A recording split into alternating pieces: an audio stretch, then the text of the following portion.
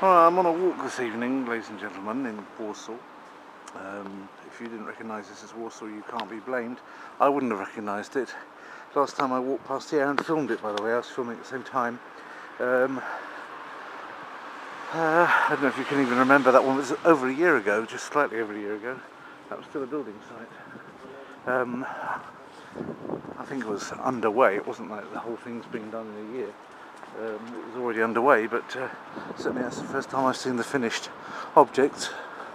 City shopping, as they're calling it. So that may be quite a nice addition to the landscape. However, all the time I'm concerned that there was one of our few and far between pieces of Bauhaus architecture.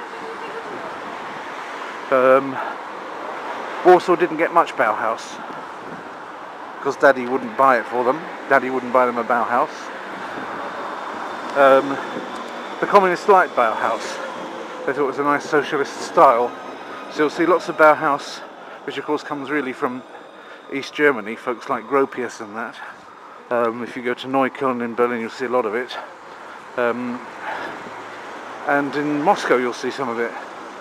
Not that I tend to see much of it, because I think they're pulling it down as well. Looks a bit dated, looks a bit kind of 1950s, 1940s, 1950s, well, no, 1940s, 1950s, 1960s now,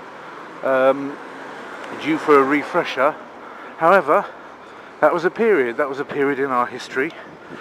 People tend to regard recent history as not worth anything, but there's a problem with that attitude, whether it comes to literature or architecture or lots of other things as well, even the writing of history. And that is, every point in history, no matter how interesting it's been, has been, for some people, recent history, which they in turn have disregarded. And so therefore, if you don't take care to curate, actually that's tautological, because to curate is to take care of something, so you can't really take care of to take care of something, can you? But if you don't take care of the things which are closer to your time and treat them as objects of potential interest to people to come, then they're going to disappear. One of the last pieces of the Berlin Wall, I was having this discussion during my recent visit to Berlin, coming up twice in the same conversation, but a discussion I had with, of all people, he wasn't, I can't call him a taxi driver, he was a limousine driver. I had a full sort of like chauffeured limousine put on, not a taxi, for me, because the client knew how to behave to a decent advisor in business. He understood the value that I can give him, and he laid on luxuries accordingly, not that I asked for them, but it was nice to have them offered anyway.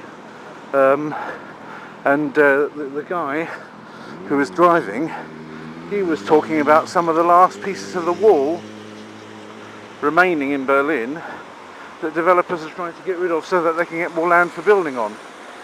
So in the end you will have a situation where there's practically no Berlin Wall at all, even the few pieces that were left.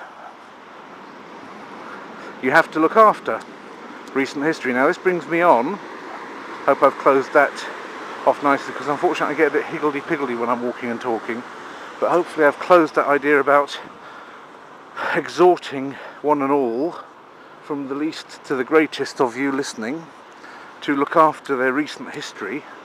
I'd like to go on and make some broader comment about the fact that human beings don't do that. And also, human beings, generally speaking, oh, she looks a bit cold dressed like that. She's got like naked legs, and it's not so warm. It's about 3 degrees at the moment. I wouldn't like to, she's all huddled up in her coat, but legs were, either that or very pale tights on, I don't know. I didn't ask her, as you could tell. So, anyhow, yes, getting back on track. because human beings have a tendency to recycle what they don't think is doing any good now. Yeah? For example, let's take these nice lions sitting on some nice Brazilian Perino granite. You can't see it probably on the camera light, but I can just about tell what colour it should be. I hope I'm not just filling it in mentally, but it looks like Brazilian Perino granite. Now, it may be that those pieces were quarried in Brazil and brought here especially for those lions, or brought here for wholesale stock for stonemasons, and they were collected as never having been used before, fresh from the quarry, first use for those lions. However, it's not possible, I don't think, to tell whether that's the case or not. It's just as possible, and I don't think even the stonemason who sold the stone would necessarily be able to tell it. He might be able to tell it in some cases, depending on what else was attached to the stone when he got it.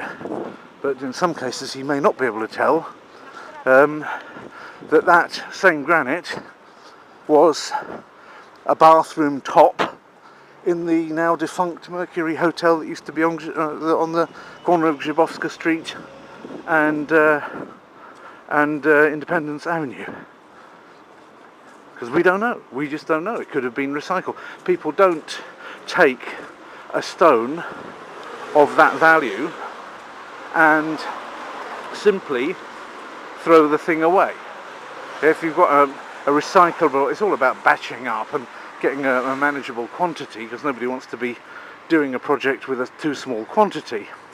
But if you have a big enough quantity of something, you tend to reuse it. So when houses get pulled down, as they do, of course, I've spoken in other blogs or vlogs or whatever you want to call them of mine about the tendency of people to pull down houses, take away people's memories, and during the course of a person's life, the average building will be recycled probably twice. The average life of a building seems to me in most city centres to be about 35 years.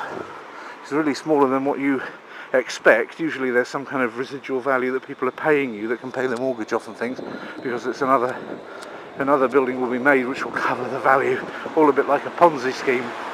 But often buildings just don't make it to their potential full length that you're expecting them to get to when you buy them, when you take out a long mortgage on them or whatever, or when you go in them. Sometimes private houses or those in historical areas are able to last a lot longer, but of course they get all redone, repaired, sometimes very, very deeply going repairs.